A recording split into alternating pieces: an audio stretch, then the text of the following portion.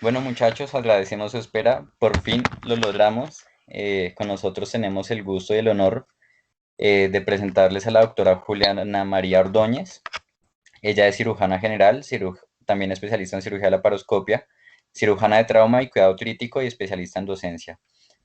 Primero que todo, les pedimos una disculpa a los miembros, a la propia doctora por tantos inconvenientes el día de hoy y agradecemos su presencia, doctora. Así que muchas gracias por acompañarnos la noche de hoy.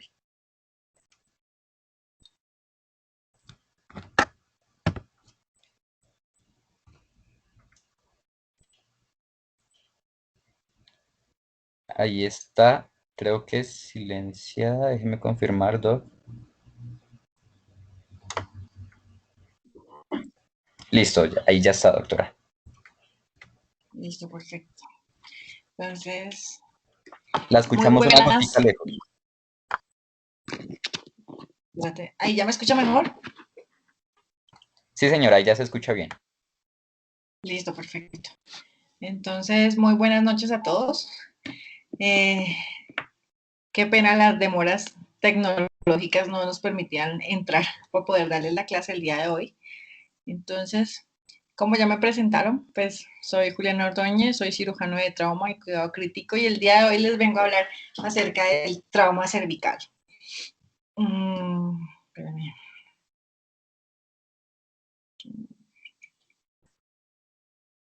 ¿Dónde doy para compartir aquí? Que no veo.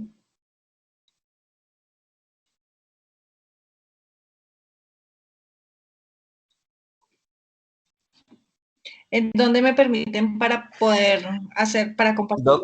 ahí en la barra donde está el micrófono y todo, hay una flecha hacia arriba. Ahí le da y ahí le dan compartir pantalla.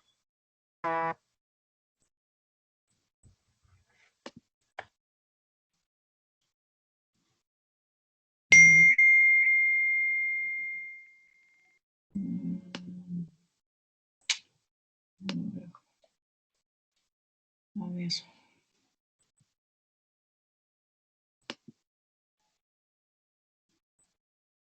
Ahí al lado del logo del micrófono está la flecha que está hacia arriba, doctora, y ahí le puede dar para compartir pantalla. ¿Ella estoy compartiendo la pantalla? ¿Sí Perfecto, sí, está bien? cargando. Sí, señora, ya está compartiendo. Listo.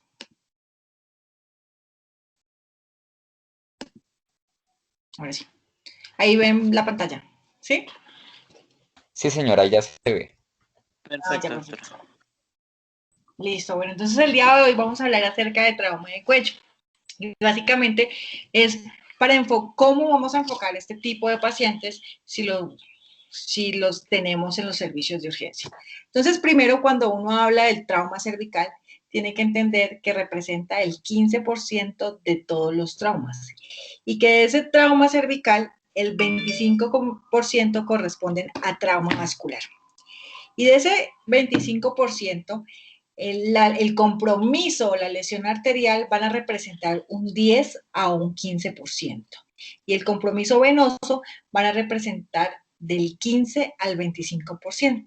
Entonces, cuando hablamos de compromiso arterial, que representan el 10 al 15%, ¿cuáles van a ser esas estructuras que van a estar comprometidas cuando hablamos de trauma cervical y sobre todo vascular? Entonces, la carótida va a estar comprometida en un 73%, de esa la carótida interna un 22%, la carótida externa un 5% y la vertebral un 10%. Cuando tenemos ese compromiso venoso que corresponden al 15 al 25%, pues las estructuras comprometidas va a ser la yugular externa en un 50% y la yugular interna en un 50%. Y las lesiones asociadas que vamos a tener a ese compromiso o ese trauma cervical, pues van a ser el compromiso de otros órganos que van a corresponder en el tracto digestivo, va a corresponder a un 5 y un 15%, la vía aérea la vamos a tener un 4 a un 12%, la lesión nerviosa la vamos a tener en un 3 a un 8% y el compromiso de tejidos blandos en un 40%. Entonces, la mayor proporción de los traumas cervicales que tenemos, la gran mayoría está asociada a un trauma penetrante. Y también podemos tener un trauma cerrado que va a corresponder a un 0.2 a un 0.9% de los pacientes que nos presentan en los servicios de urgencia.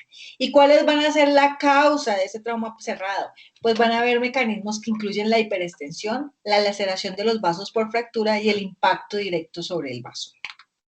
Entonces, dentro de la epidemiología, tenemos que dentro del trauma cervical, la mayor prevalencia es en hombres, que corresponde a un 85%. Las injurias penetrantes, como les dije, son las más comunes y las más severas, y la mortalidad está asociada a 1 a 2% a heridas por arma cortopunzante, de un 5 a un 12% por heridas por arma de fuego y de un 50% por ambos. La región más comprometida en el tipo de este trauma cervical es la zona 2. Y obviamente el lado izquierdo es el mayor compromiso, sobre todo por heridas por arma cortopunzantes. ¿Y esto a qué se debe? Porque básicamente la gran mayoría de los agresores son diestros, entonces van a producir en el lado contralateral, que es el lado izquierdo de la víctima. Y el lado derecho generalmente es más frecuente comprometido en aquellas lesiones por herida por arma de fuego. Entonces, para hablarles acerca de esto, les voy a mostrar unas estadísticas que se hicieron en Cali. Yo me formé en Cali en cirugía de trauma y pues como saben, Cali, Colombia, es el lugar en Latinoamérica donde se forman los cirujanos de trauma.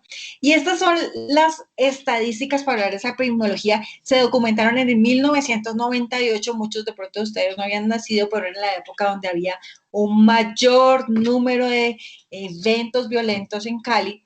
Y estos, lo que se revisaron las autopsias de la gran mayoría de pacientes que ingresaron al Hospital Universitario del Valle y se pudo documentar que la tráquea fue la columna cervical, hubieron 134 lesiones de tráquea, un 96, de carótida 80, lesiones de la vena yugular 63% y de vasos subclavios un 52 casos en total. Si ven el N o la cantidad de pacientes de autopsias que se revisaron en ese momento correspondieron a 2.146 casos. Posteriormente, en el 2013, en la Fundación Valle del Lili, entonces se realizó un estudio para determinar cuáles son las características o los mecanismos del trauma cráneo-cervical en los pacientes que ingresaban al servicio de trauma de esta institución. Pudimos ver que trauma cerrado, el mecanismo cerrado, correspondieron a un total de 7.178 pacientes y que de esos, de cabeza y cuello correspondían a 1.179 casos. La mortalidad asociada a ese trauma cerrado fue un 97%. Y el penetrante, perdón, en 97 casos, y en penetrante correspondió a 2.196 casos, un total de un 26%.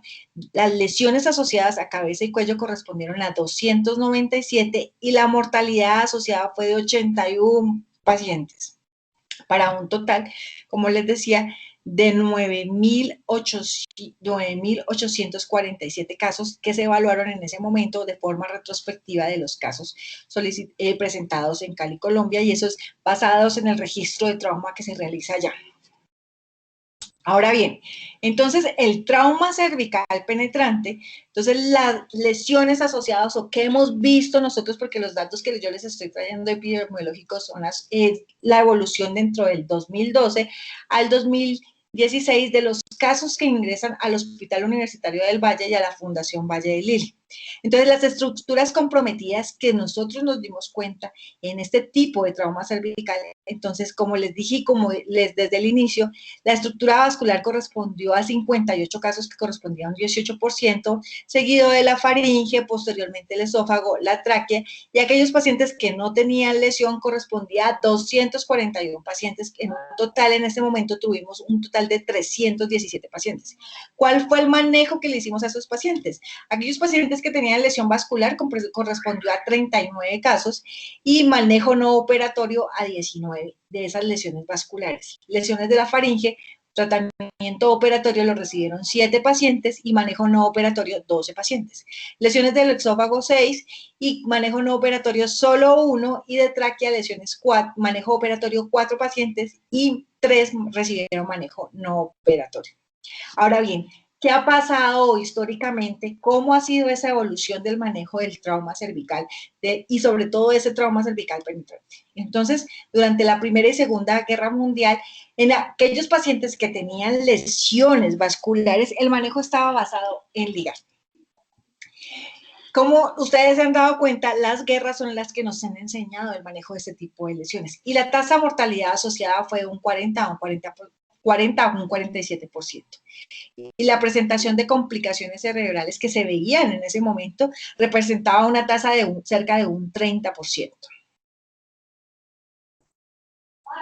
Durante la guerra del Vietnam y Corea, pues se vio que la reparación, con la presencia cada vez de que eran más frecuentes los casos, pues se inicia la reparación arterial y se convierte en una rutina en ese manejo. Con eso ellos se pudo documentar que la mortalidad de este tipo de pacientes con lesiones vasculares por trauma penetrante pues se redujo a un 15%. Y posteriormente, pues cuando llegan y aparecen, pues después de los 90 en adelante, los parches venosos o los PTFE y los injertos venosos, pues cambia totalmente el paradigma en el manejo de este tipo de pacientes con lesión vascular. Entonces, dentro de la evolución histórica de lo que yo les decía, la experiencia fue en la Primera Guerra Mundial, los pacientes les hacían observación, exploración esporádica y ligadura vascular, pero tenían una mortalidad alta. En la Segunda Guerra Mundial aparece la exploración ya de forma mandatoria de acuerdo a los resultados o los hallazgos que nos mostraron la Primera Guerra y se comienzan a hacer los intentos de reparo vascular. Ahí aparece una mortalidad del 7%. Luego con la Guerra del Vietnam, entonces aparece la exploración ya mandatoria y por tal el reparo vascular de rutina y se va con la mortalidad asociada es de 4 a un 7%. Y ya en la experiencia civil, entonces ya viene la exploración de forma mandatoria, que es lo que hacemos ahora, versus el manejo selectivo de los pacientes de acuerdo a los hallazgos. Y ustedes más adelante van a entender por qué, cómo es que esto ha evolucionado y se van a dar cuenta cuando yo ya termine la exposición de cómo esa evolución a través de los años y esas experiencias a través de las guerras y a través de la violencia en la práctica civil, pues nos ha llevado a realizar un manejo más dirigido a estos pacientes. Entonces, como les dije, dentro de esa evolución histórica, en 1944, entonces se hacía exploración de los hematomas cervicales. Ya en 1956, Fogelman y colaboradores ya hacían la exploración temprana en todos aquellos pacientes que tuvieran una lesión que atravesara el platisma. De 1970 a 1980 aparecen ya los manejos selectivos en ese manejo de ese paciente con trauma cervical. En 1990 aparece el manejo ya individualizado de acuerdo a los hallazgos clínicos, a la evolución y segundo, a las características del tipo de la lesión de los pacientes. Entonces, posterior en los 90 aparece el famoso ecodoppler que comienza a avanzar dentro de la evolución para darle como una ayuda diagnóstica a este tipo de pacientes y a partir del 2000 pues ya tenemos esa tecnología más avanzada donde aparecen las tomografías, los angioTAC, que permiten tener una identificación, el trayecto de la lesión, la localización y de esa forma de determinar el manejo de este tipo de pacientes y además aparecen el manejo endovascular que se puede hacer en muchos de los pacientes y que es lo que hacemos también en este momento, además de los pacientes que tenemos que llevar a cirugía. Entonces, cuando hablamos de trauma cervical tenemos que también conocer la anatomía y esto es muy importante a ustedes porque creo que la mayoría del público que tengo aquí en este momento son estudiantes de medicina. Entonces, uno tiene tiene que identificar las estructuras del cuello en las cuales pues yo como voy a valorar y que dentro del examen físico del paciente tengo que determinar. Entonces, primero tenemos que determinar básicamente que tenemos el músculo platisma. ¿Y eso por qué es importante? Porque cuando hablamos de trauma cervical penetrante, consideramos que toda aquella herida que penetra el platisma estamos frente a un trauma penetrante. Y también tenemos que identificar los triángulos que se presentan dentro del cuello, porque de esta forma podemos determinar qué estructuras van a estar involucradas y cuáles son las lesiones de acuerdo a la trayectoria que vemos en cada uno de este tipo de pacientes. Entonces ustedes ven que después del platisma pues tenemos estructuras musculares, como ven aquí, el esternocleidomastoideo, el digástrico, el homoioideo, y estos son los que nos van a lograr la ubicación de esos triángulos.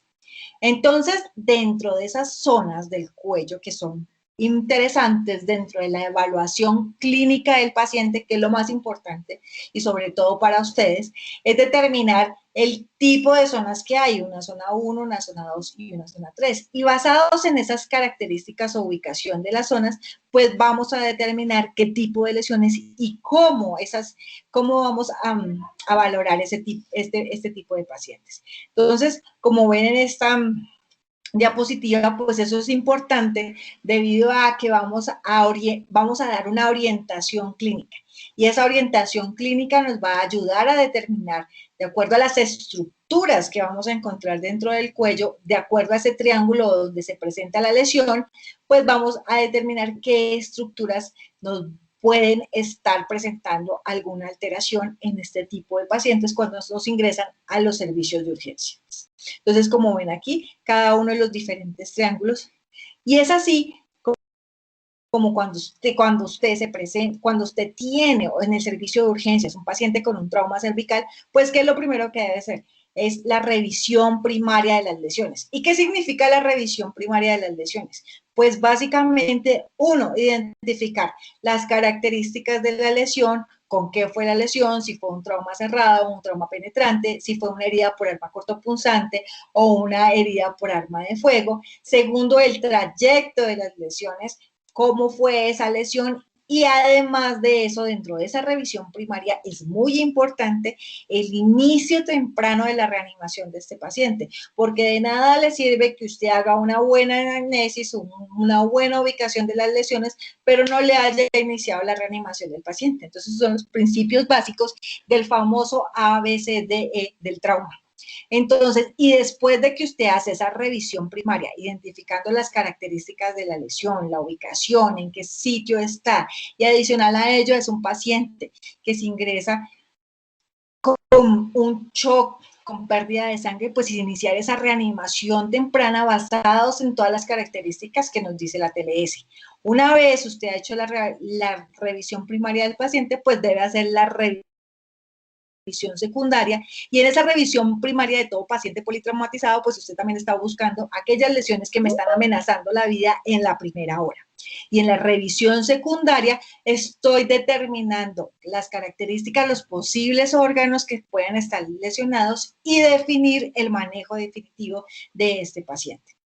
Entonces, como les decía, y si vamos a hablar de trauma cervical penetrante en primer lugar, pues tenemos que determinar que para definir que una lesión o que una herida es penetrante es toda aquella herida que atraviesa el platisma. Como ven en la gráfica, en la imagen que tenemos a continuación, tenemos una lesión donde realmente se ve claramente la presencia o la transcripción del platisma.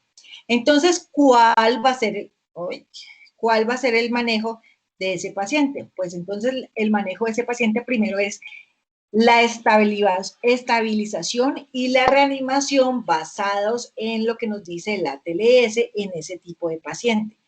Una vez usted ha hecho la estabilización, debe hacer la historia clínica, y usted en esa historia clínica, basados en las características, en la anamnesis que hace, en la valoración inicial de ese paciente, pues va a hacer el ABCD del trauma. Y que básicamente va a valorar, pues va a valorar la vía aérea, la valoración vascular, la valoración de la vía digestiva y la valoración neurológica de ese paciente. ¿Buscando qué? Buscando los signos o las características clínicas o semiológicas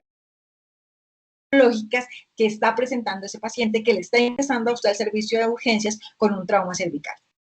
Y entonces nos podemos encontrar diferentes escenarios y aquí es muy importante porque el diagnóstico clínico es fundamental en este tipo de pacientes. Como vemos, usted puede estar enfrentado a estos escenarios. Este es un paciente con una herida por arma de fuego que tiene una vía aérea difícil en el cual, como es una vía aérea difícil en el cual usted tiene que asegurar la vía aérea porque eso está dentro del ABCD que usted tiene que hacer rápidamente en ese paciente politraumatizado. Aquí ven en la imagen un paciente con una cricotiroidectomía y de esa forma se está realizando la ventilación al paciente.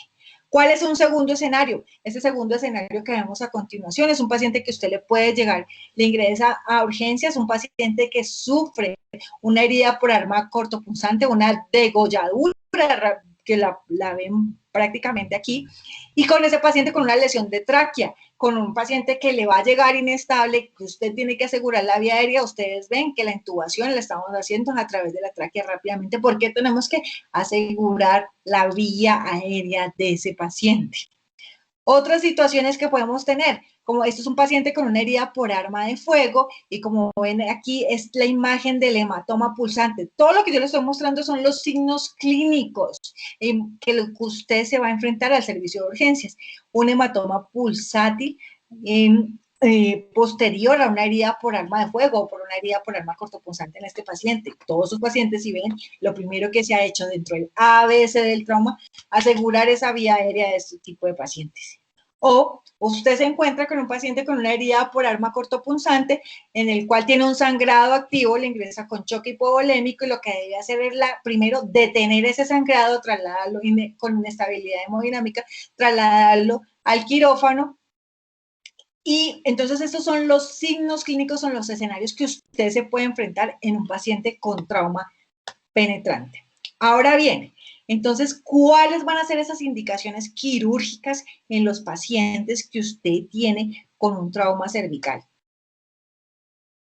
Entonces, aquel paciente que le ingrese al servicio de urgencias con un choque hipovolémico es un paciente que va de entrada, ya usted tiene que estar pensando y que no le responde a la reanimación inicial con los bolos que usted le suministró. Es un paciente que de entrada usted tiene que entrar a explorar ese cuello porque ese paciente se le está muriendo en el servicio de urgencias. Paciente con sangrado profuso, paciente que a pesar de las medidas de parar el sangrado, el paciente persiste. Ese paciente es un paciente que inmediatamente tiene que trasladar al quirófano. Aquel paciente que tiene un hematoma expansivo es un paciente que también debe llegar de inmediato a cirugía. Y obviamente aquel paciente que con ese hematoma expansivo está presentando una obstrucción de la vía aérea, usted la logra asegurar en urgencias, pues es un paciente que tiene una indicación quirúrgica porque hay que mirar qué es lo que está pasando de esa lesión que le presentó, penetrante que tuvo ese paciente, qué es lo que está produciendo todas estas signos y síntomas de este paciente. Entonces, ustedes vieron el caso anterior, el escenario en el que yo les mostraba, aquel paciente con una herida por arma cortopunzante, como ven en la gráfica, en este lado derecho, donde ven que el paciente, lo primero que se está haciendo es la presión directa y la control del sangrado, se le asegura la vía aérea al paciente en el servicio de urgencias, se le inició todo el manejo del ABCD del trauma, pero el paciente está en choque hipovolémico, con un sangrado profuso, que a pesar de hacer el control del sangrado persiste, el paciente se traslada al quirófano. ¿Cuáles fueron los hallazgos de este paciente? Ustedes, como ven en esta imagen del lado derecho, observan la lesión a nivel de la carótida. Aquí ven los dos segmentos reparados. Y lo que nosotros hicimos en ese momento fue la colocación de un injerto autólogo venoso de safena invertido para poder la corrección de este tipo de lesión. Ahora bien, ¿cuál es la indicación? Otras de las indicaciones quirúrgicas en ese tipo de pacientes, aquel paciente que usted tiene una herida soplante. Y eso es muy frecuente en aquellos pacientes, por lo menos en ese paciente que yo les mostré con la lesión por degolladura, llegó con una herida soplante, con una tráquea perforada, eso es un tipo de lesión. Aquel paciente que tiene salida de saliva por la herida, es un paciente que tiene indicación quirúrgica, donde usted ya está pensando que ese paciente va a tener una perforación del esófago porque usted está viendo la salida de la saliva a través de la herida. Y aquel paciente, todo paciente que llega por un trauma cervical, que le llega estable, que usted les realiza un examen, le puede lograr hacer un examen diagnóstico y el estudio es positivo para la lesión, pues ese paciente también es un paciente que tiene una indicación para manejo de esa lesión asociada al trauma penetrante. Entonces, en aquellos pacientes que usted tiene una vía aérea difícil, pues la recomendación es que le haga una cricotiroidectomía si la sabe hacer, y si no, pues la traqueostomía, aunque no es recomendada hacer la traqueostomía de esa forma de urgencia. Como ustedes ven aquí, en este caso, este es un paciente que tiene una lesión por arma cortopunzante, una lesión por degolladura, ya tenemos una tráquea expuesta, un paciente que llega con una vía aérea difícil, un paciente que llega muy inestable, pues se le hace se hace la intubación a través de la tráquea inmediatamente, porque siempre, como siempre, prima, tenemos que preservar la vía aérea y recuerden que eso hace parte del ABCD del trauma. A, que es vía aérea. Ahora bien, entonces, ¿cuál va a ser el enfoque inicial de ese paciente? Entonces, si tenemos un paciente con trauma cervical penetrante, vuelvo y le repito, A, B, C, D del trauma, A de vía aérea, B de respiración, C de circulación, D para determinar si el paciente tiene déficit neurológico o no, y la E de exposición para determinar si tiene otras lesiones asociadas. Dentro de esa, después de hacer el ABCD, usted tiene que identificar en ese paciente qué lesiones se le están presentando a ese paciente. Si el paciente tiene una obstrucción de la vía aérea, si el paciente está con un hematoma expansivo, si el paciente está cursando con una hemorragia, con un choque asociado, o si el paciente tiene una isquemia asociada a la lesión o la presencia de burbujeo en la herida. Entonces, si ese paciente sí lo tiene, es un paciente que es candidato para cirugía inmediata. Si no tiene ninguna de las anteriores, después de hacer esa valoración inicial en el paciente politraumatizado, es un paciente que le puede usted dar un manejo selectivo. Entonces, dentro del manejo general que deben hacer ustedes, porque ustedes inicialmente van a ser médicos de urgencia, médicos rurales en los cuales pueden estar enfrentados a este tipo de pacientes, es uno, como les decía, el ABCD. Y en el ABCD, primero determinar la vía aérea y la vía de intubación, si el paciente es candidato para manejo con oxigenación, para una intubación orotraqueal o es un paciente para una cricotiroidectomía. Después de eso, después de que ustedes tienen una vía aérea asegurada, identificar, deben hemoclasificar a ese paciente y hacer una reserva. En este tipo de pacientes con trauma cervical no les deben poner de entrada sonda nasogástrica. ¿Y por qué voy a ese punto? Porque este paciente puede tener una lesión esofágica, ustedes comienzan a pasar la sonda nasogástrica y pueden hacer una mayor lesión de ese esófago que ya está comprometido asociado a la herida que tiene. Obviamente deben iniciar la reanimación basados en lo que nos dice la TLS, en la reanimación de este paciente con los líquidos endovenosos, si este paciente tiene un shock, pues, y si está en un lugar donde puede activar un código de trauma, tiene la capacidad de sangre, entonces inicia el manejo con componentes con hemoderivados en este paciente. Y segundo, pues las radiografías cervicales, y si esas sí nos van a servir en aquellos pacientes con trauma cerrado y sobre todo en aquellos politraumatismos, pues para determinar si hay compromiso o no cervical y definir cuáles son las características o las lesiones que están amenazando la vida de este paciente para poder llevar a ese paciente al quirófano o las condiciones clínicas que yo les acabé de decir anteriormente que indican que el paciente debe ser llevado a urgencia a cirugía. Entonces, este es el triángulo que más nos va a importar a nosotros porque generalmente es el triángulo que con mayor frecuencia vemos con mayor compromiso de las lesiones asociadas al trauma penetrante en este tipo de pacientes. Y usted debe entonces que determinar, uno, si va a determinar si la herida es penetrante, pues debe hacer una exploración de esa herida, preferiblemente con anestesia local. Lo que usted va a lograr es una visualización si realmente es una herida penetrante, si penetra el platisma. Y segundo, para determinar el vector de la herida. ¿Qué significa eso? cuando uno habla del vector de la herida, es ese trayecto de la lesión que tuvo ese paciente y de esa forma comenzar usted a pensar cuáles son las posibles estructuras que pueden estar asociadas a ese tipo de lesión y qué signos clínicos me está documentando el paciente en el momento que yo lo recibo en urgencias para poder definir cuál va a ser mi plan a seguir o como médico o como cirujano que estoy a cargo del paciente. ¿Qué no debo hacer en este tipo de pacientes? Una exploración instrumental o una exploración digital de la lesión. Entonces usted puede estar enfrentado a este tipo de lesiones. Aquí tenemos una lesión por arma cortopunzante y aquí tenemos una lesión por arma de fuego. Ambas lesiones son diferentes. Generalmente el tipo de lesiones por arma de fuego son más destructivas por las características y el mecanismo de trauma asociado comparados con las lesiones por arma cortopunzante. Entonces, cuando yo les hablo de trauma cervical penetrante, si usted hace una adecuada valoración clínica, anamnesis, exploración, visualización de la lesión, todas esas características, y si la valoración clínica suya es negativa, es suficiente para descartar las lesiones tanto vasculares como viscerales. ¿Qué quiere decir? Que el examen físico en este tipo de pacientes es primordial, como dices, hace parte de ese manejo, porque muchas veces, y nos hemos olvidado, ya que tenemos la tecnología de mano, ir de entrada a hacer muchos exámenes, pero como les estoy diciendo aquí, si usted hace un buen examen físico en ese paciente en el momento que ingresa a urgencias y si tiene una valoración clínica negativa, es suficiente para descartar lesiones y no es necesario repetir exámenes por pedir.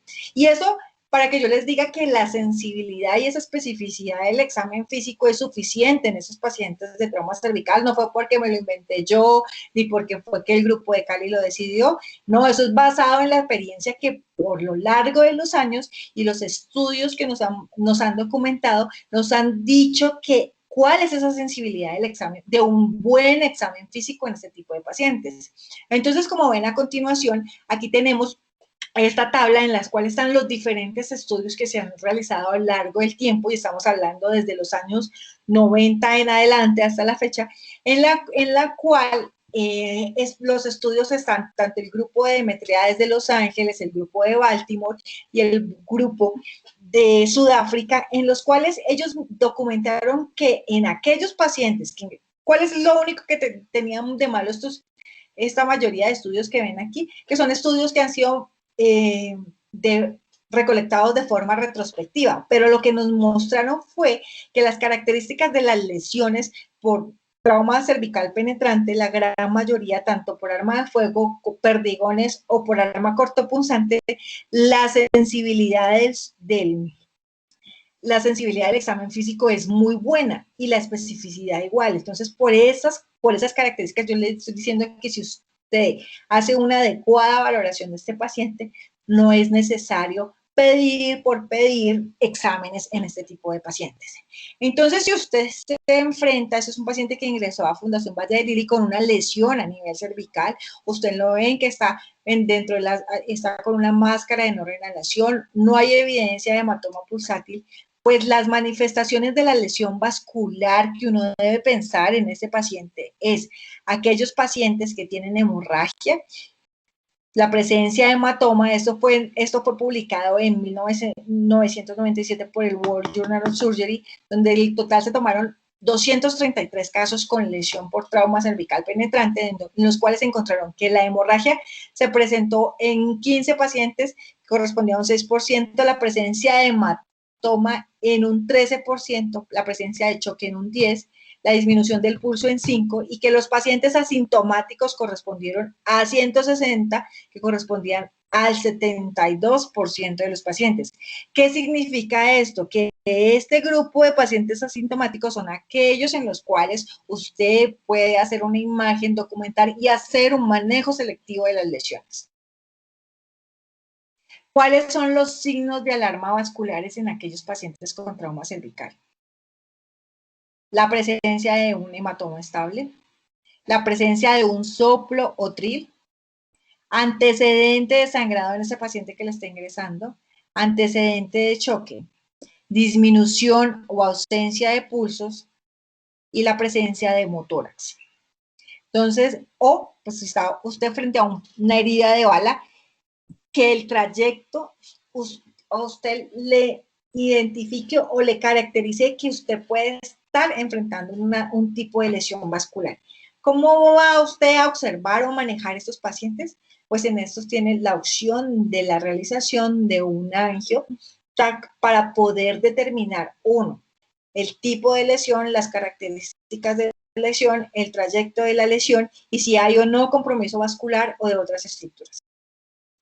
Las manifestaciones de lesión aerodigestiva en este caso fueron la presencia, ¿cuáles son los signos clínicos? Mire que ellos documentaron la presencia de orinofagia en 16% de los pacientes, ronquera en 11%, enfisema subcutáneo en 10% de los pacientes, una herida soplante en 4, correspondió a 6 pacientes de 216, que correspondía al 4%, y asintomáticos fueron 152 pacientes. Entonces, así me fue. Cuando yo les hablaba de hacer la angiografía o el angiotat, ¿para qué nos sirve? Porque confirma con exactitud las lesiones, permite planear el tratamiento de la cirugía versus la terapia endovascular y pues es muy indicado, como les decía, en aquellas lesiones con carga múltiple. Estas son las características cuando usted pide una angio. Ustedes ven aquí que hay una amputación de la tiroidea superior en este tipo de pacientes posterior a una herida por arma cortopunzante. Aquí vemos el flush posterior a una angio después de una lesión por arma de fuego. Y este estudio es muy importante porque es un estudio que se hizo aquí en Colombia por el grupo de Medellín, donde documentaron la importancia de aquellos pacientes que usted tiene sospecha de lesión vascular, el realizar un angio, cómo permite al lograr una adecuada evaluación de esos pacientes basados en lo que les acabo de decir, las características de la lesión, el tipo de la lesión, la ubicación de la lesión, el trayecto y el compromiso de los vasos asociados. ¿Cuáles son los signos de alarma digestivos? Entonces están la presencia de odinofagia, que es otra cosa que tenemos que mirar. Ya vimos la parte vascular, ahora vamos a la parte digestiva.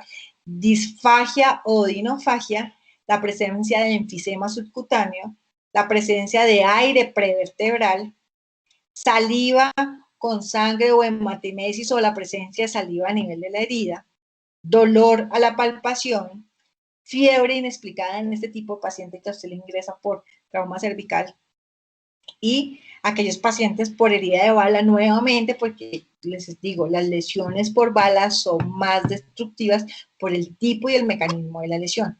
Entonces, ¿usted cómo va a estudiar a este paciente si después de un trauma cervical tiene estos signos y signos clínicos? ¿Cuáles son las opciones diagnósticas que tiene este paciente?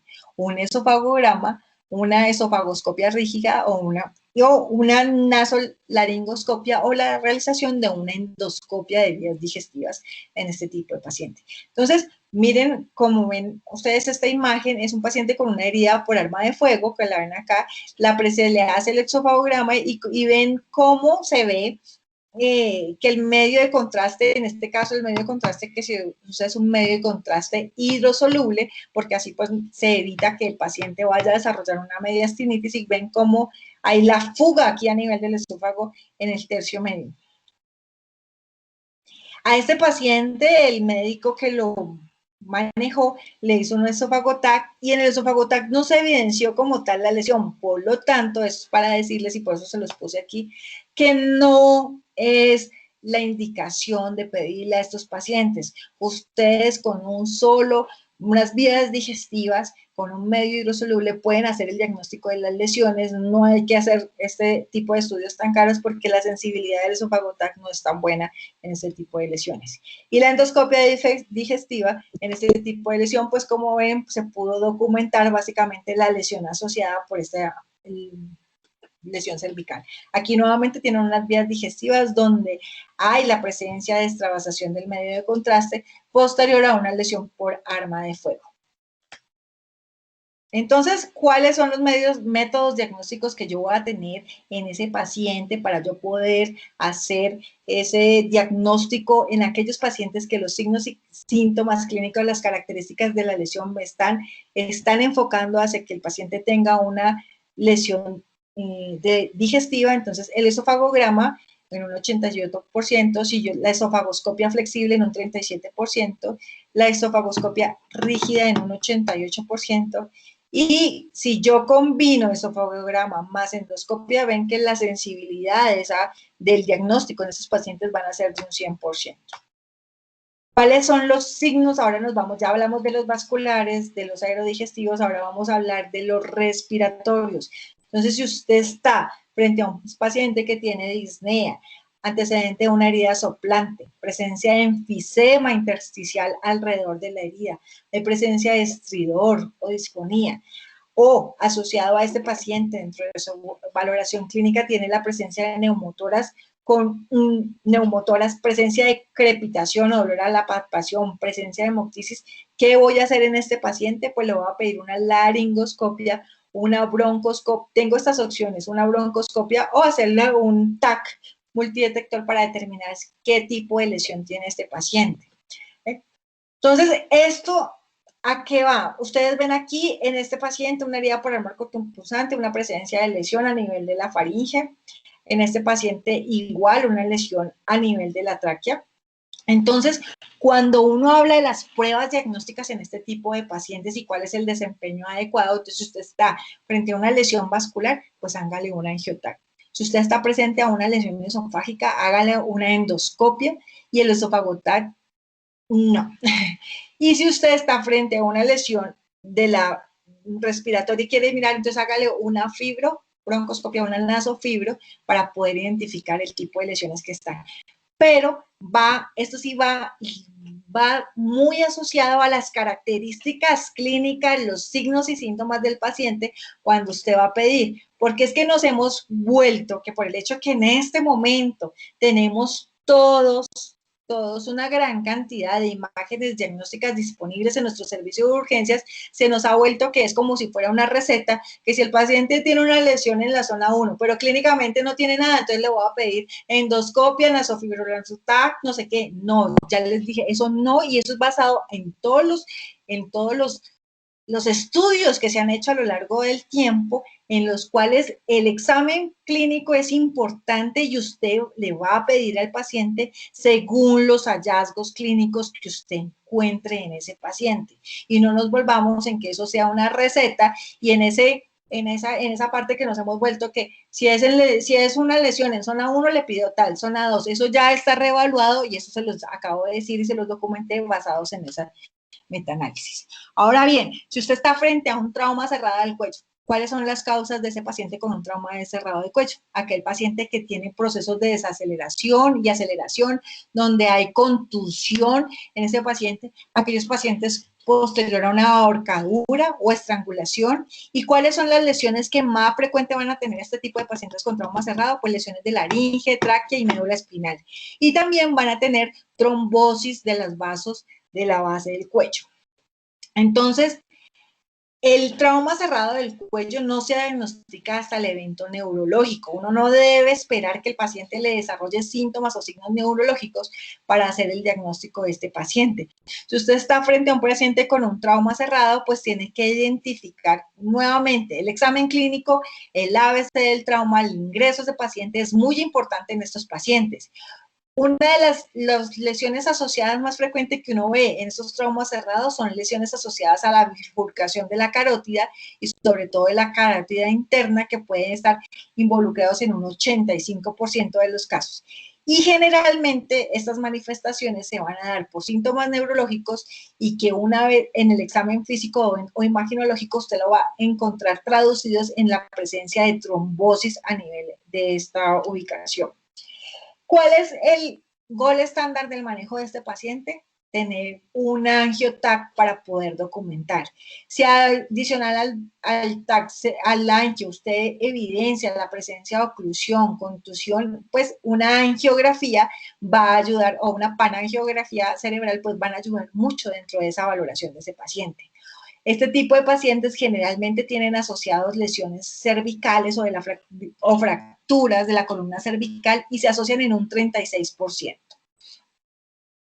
Entonces, si usted está frente a un paciente, ¿cuáles son las indicaciones de manejo quirúrgico? Vuelve y juega, que es lo mismo.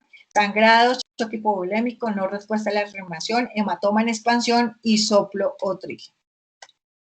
Y este caso es un caso que les voy a mostrar, es un trauma cerrado, un trauma penetrante, es un trauma que ingresó a Fundación Valle del Lili en el 2018, es un paciente que venía remitido a otra institución, un paciente masculino de 22 años, que ingresaba por presentar una herida por arma de fuego en región cervical posterior de una evolución, una obra de evolución. Ustedes ven aquí, esta es la imagen por donde entró el tiro, el paciente ingresa al servicio de urgencia con estos signos vitales, una frecuencia cardíaca de 69, una tensión arterial de 133/51, una frecuencia respiratoria de 22, saturando 92, ingresa inicialmente traído con una máscara laringea al ingreso, pero durante la valoración y el ABCD el paciente presenta deterioro de su oxigenación. Además, tenemos un paciente que ingresa con un Glasgow de 6/15 y todo eso nos da para que ese paciente es candidato para asegurarle la vía aérea, por lo cual se realiza intubación orotraqueal.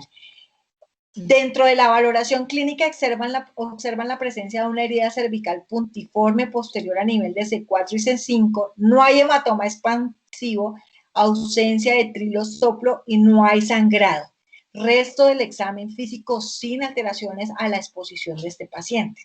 Entonces, basados en esas características, estamos en un paciente que está estable, que ya le aseguraron la vía aérea, se lleva al paciente a un angio TAC de trauma. En este angio podemos documentar las características y la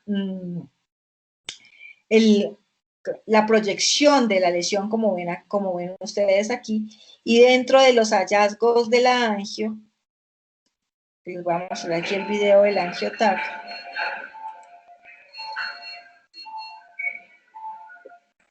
No hay evidencia de neumonía hemotórax. Vamos aquí en la parte vascular y ustedes se van a dar cuenta que aquí se ven los vasos. Vayan siguiéndolos. Pero llega un momento en que hay una amputación de los vasos carotídeos.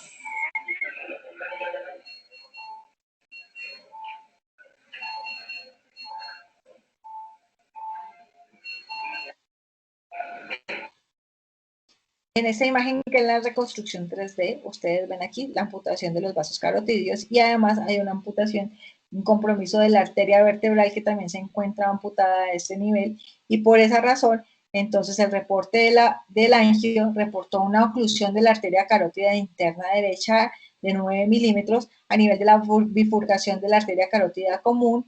Hay se observa pacificación intracraneal y hay un reflujo retrógrado del polígono de Willis. Hay ausencia, que es la oclusión de la arteria vertebral que les mostré derecha, desde C4 a C5, con pues no haya paso del medio de contraste, y fracturas de C2 y C3 relacionadas por el balazo que tuvo el paciente. En este caso, esta pregunta uno siempre la hace, sobre todo a los cirujanos, que qué le harían, si los llevarían a operar a este paciente inmediatamente a urgencias. Recuerden que estamos frente a un paciente estable y en este caso nosotros lo que hicimos en este paciente, estamos frente a un paciente estable, teníamos un angio positivo con una lesión que teníamos tanto de la carótida interna como la de la vertebral, con un buen polígono de Willis que nos documentaba el angiotac. Entonces decidimos que este paciente darle manejo endovascular, que esas son las ventajas de la tecnología ahora, ya no tener que abrir ese paciente, y lo que se le hizo fue una oclusión, que es lo que ven aquí en esta angiografía, es una embolización de la carótida interna y de la vertebral en este paciente. La evolución de este paciente fue satisfactoria. Después de haber realizado el procedimiento, se pasó a la unidad de cuidado intensivo. El paciente al segundo día fue estubado y al tercer día fue ya estubado y no tuvo compromiso neurológico este paciente, con una evolución favorable.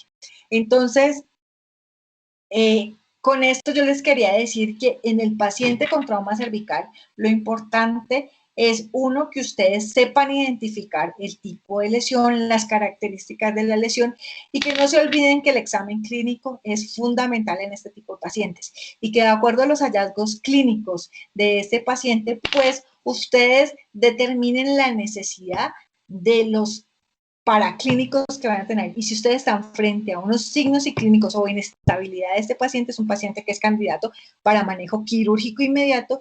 Y si están frente a un paciente estable como el que les acabo de mostrar, pues pensar y lograr estudiar ese paciente para hacerle un manejo selectivo de las lesiones. Muchas gracias.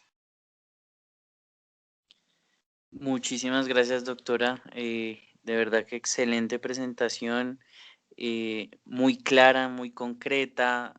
Realmente esas cosas realmente importantes en esa atención primaria, en ese abordaje que debemos hacer nosotros. En verdad, muchísimas gracias por tan buena presentación. En este momento, pues están abiertos los micrófonos para cualquier persona que desee hacer algún tipo de pregunta, alguien tiene alguna duda.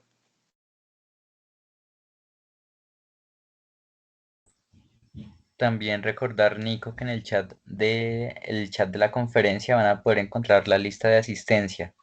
Es necesario que por favor la llenen, está en el chat de esta conferencia.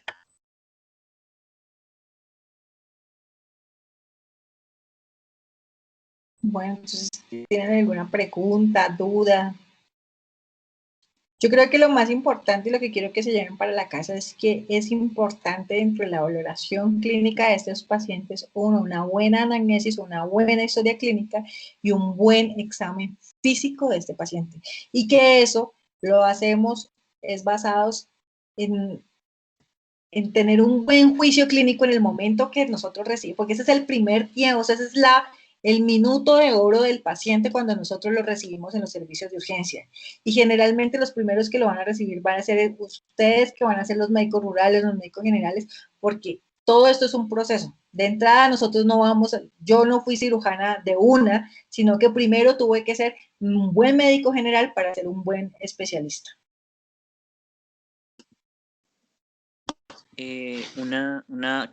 Aquí un comentario. Para los que el semestre pasado estuvieron pues activos, yo les mencionaba a la doctora Juliana cuando hablaba un poquito de lo que era la iniciativa Stop the Bleed, pues que es la persona que lidera este programa aquí. Y pues nada, o sea, quería hacerle, doctora, la invitación pues pública, que en el momento en el que se pudiese hacer el taller como es, hacer el taller práctico, podernos encontrar, pues bienvenida y nada, pues nos encantaría poder tener la oportunidad de recibir este entrenamiento. Sí, claro, ya vamos a iniciar, sino que ustedes entienden que por pandemia pues estamos con grupos chiquitos. Voy a iniciar con el grupo que estuvo conmigo, que terminó ahorita cirugía el mes pasado. Son apenas 7 personas y vamos a empezar este sábado porque no podemos hacer grupos grandes como lo hacíamos antes, porque por pandemia los grupos que me autoriza el college en este momento son máximo 5 a 7 personas. Entonces, podemos ir organizando de esa forma grupos muy chiquitos para poder empezar y para traerles el curso a ustedes. Muchísimas gracias, doctora, y pues estaré hablando con usted próximamente, molestándola. Agradecemos su presencia el día de hoy y no le quitamos más tiempo, su tiempo de descanso, que sé que pues estuvo trabajando antes de llegar a la charla y que bueno, en últimas es eso, es tiempo que ustedes nos regalan a nosotros, que es tiempo de calidad de ustedes, de su descanso. Gracias, de verdad. No, con mucho gusto, seguimos en contacto y como les dije, mientras quieran todo lo que necesiten de temas y todo, pues podemos irlos organizando. Yo un placer en estar con ustedes. A mí me gusta la docencia y pues, ¿qué más? Para eso estamos. Listo, doctora. Listo, Feliz doctora, noche. muchísimas gracias. Bueno, que estén muy bien.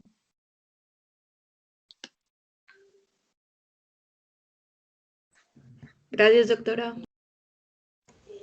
Gracias, doctora. Gracias, doctora. Gracias, doctora. Gracias, doctora. Gracias, doctora. Gracias.